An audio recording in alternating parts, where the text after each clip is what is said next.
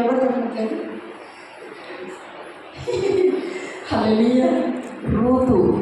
హల్లెలూయా, హల్లెలూయా. కాబట్టి ఇలా రూతులాగా మనం పరుగులు పెడతాం. రూతులాగా కావాలి. ఇప్పుడు రూతు ఏమని చెప్పిందండి? రూతు గారు ఏమని చెప్పారు? ప్రభువా, అత్తకి ఏం చెప్తుంది? రూతు గారు తన అత్త నయోమి గారికి ఏం చెప్తున్నారు? అత్త, మేము మీ పట్టణానికి వస్తాం. అత్త, మీ దేశానికి వస్తాం. అత్త, మేము యూద పట్టణానికి వస్తాం.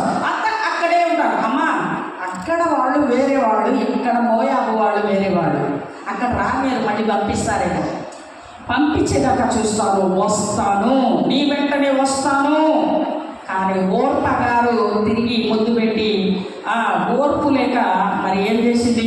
వెనుకకు తన దేశానికి, తన బంధుమిత్రుల దగ్గరికి వెళ్ళిపోయారు. కానీ రూతు ఏం చేసింది? ముందుకే నడిచింది. హల్లెలూయా. పరుగులే తీసింది. హల్లెలూయా. యేసే కావాలన్నది, యేసు పట్టణమే కావాలన్నది, అక్కడే చేస్తానన్నది, అక్కడే సమాధి చేయమన్నది, నేను అక్కడే ఉంటానన్నది. వెళ్ళింది, ఊరికింది.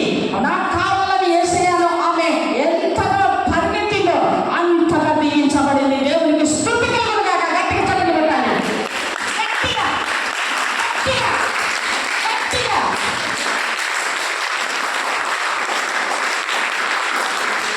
హల్లెలూయా. అలా ఎప్పుడు చప్పట్లు కొట్టకపోతే దేవుడు రాశాడు, పక్షవాతం కూడా వస్తాయట. కొట్టకుండా అయిపోతావేమో. గట్టిగా కొట్టాలి. దేవుడు స్తుతి పొందునుగాక. హల్లెలూయా, హల్లెలూయా. కాబట్టి దేవుడు చాలా గొప్ప దేవుడు.